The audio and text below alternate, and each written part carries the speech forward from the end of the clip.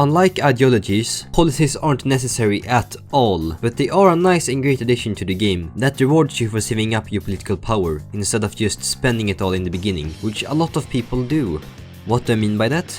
Well, when you buy or select a policy, you will immediately pay with the political power that is stated, but you will also have to maintain the policy, which will remove the political power you earn every 5 days.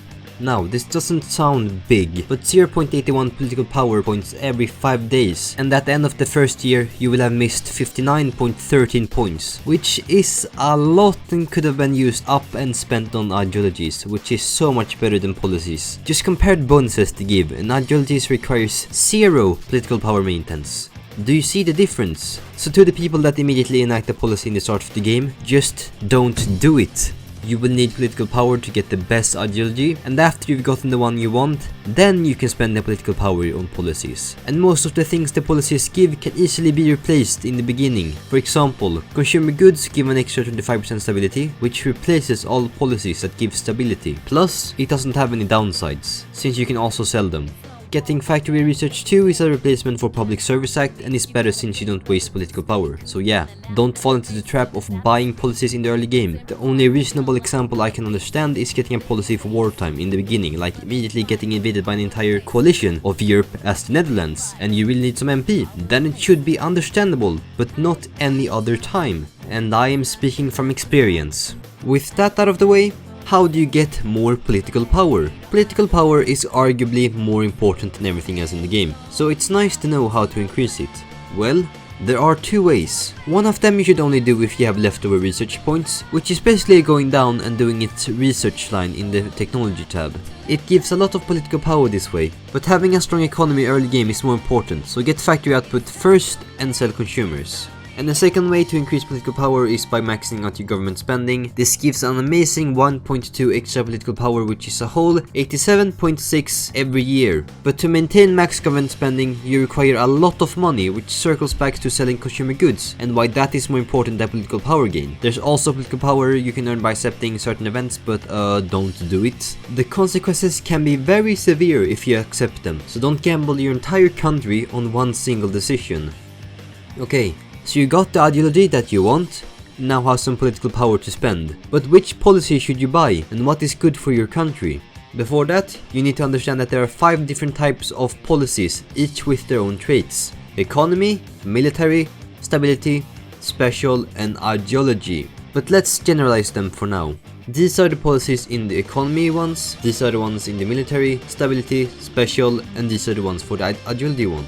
Okay, great, we've got that sorted now, but let's also remove encourage development and the anti-corruption act from the list, because they mostly rely on RNG, which is basically just purely luck, and we don't want that. We only want to show our skills, and therefore it's good to know which policy to get first. Well, I've spent the last hour or so organizing on which policies you should take first, but there are also some wildcards that you should 100% get, but you just don't know when. Well, it's time to do what I always do. The list. The most important policies you can get in the game is the ideology specific one. These policies just triumph over any other normal one. For example, forced labor for dissidents, that is a communist specific one, is twice as good as improved infrastructure and the Public Service Act combined, and it costs less than half of the political power to maintain and implement. So get it as fast as you can. All the ideology-specific ones are Expulsion Act for fascism, forced labor for dissidents for communism, the Neutrality Act for non-aligned, and tax reform for democracy. And as you can see, most of these requires the more pricier ideology, which is why you get the ideology first before you do your policies, or you can just be non-aligned. The next 2 policies should be implemented together because they are both equally good, but they serve different purposes. The Military Service Act and the Improved Infrastructure one. These 2 give bonuses that can only be researched and cannot be gained by simply just invading other nations and getting richer or more manpower. The Military Service Act has a minus 10% upkeep, which makes it a lot cheaper for you to have a standing army, and the Improved Infrastructure policy decreases building cost, which is a godsend for development and is so good. The fourth one on the list that you should definitely get is Advance the Research Bureau. And to make it even better, get political power gain in the technology tab as soon as you get this one, because it can give you another much needed policy, that is Public Service Act. But this one is debatable. I would say this policy is only good for countries that doesn't have enough resources to fulfill their quotas, like not having enough consumer goods, because while this policy is definitely good, it isn't really required. All of these bonuses can easily be researched in the beginning and it can easily be replaced by either just buying the necessary resources or building even more factories. But so is life, I guess, because all the policies below are really only good during the second half of the mid-game, aka around 2027, when you have gained enough political power to select even more policies, or just select them all in general.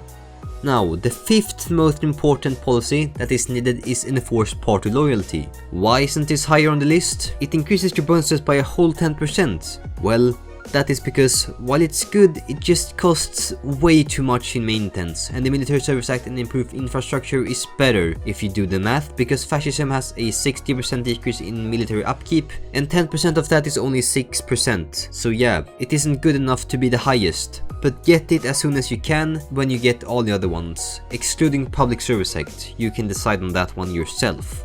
All the policies under the sixth one depends on what type of situation you are in. You can choose whichever one you want. If you need money, select the Agricultural Act one. If you need stability, select Press Censorship or the Welfare Act. And if you need lower unrest, select either Strengthen Central Authority or the Liberation Act. Only one can be chosen, I think. All are equally good, but for different purposes. But remember, they also give a debuff in different types.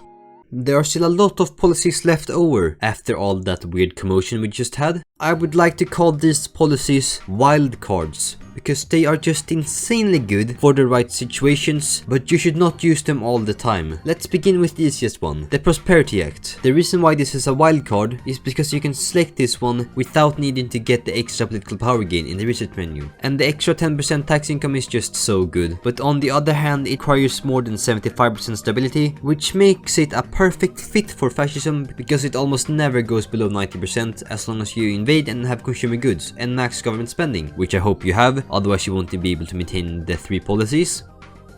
So this is just a nice addition for the right timing when you get over 75% stability.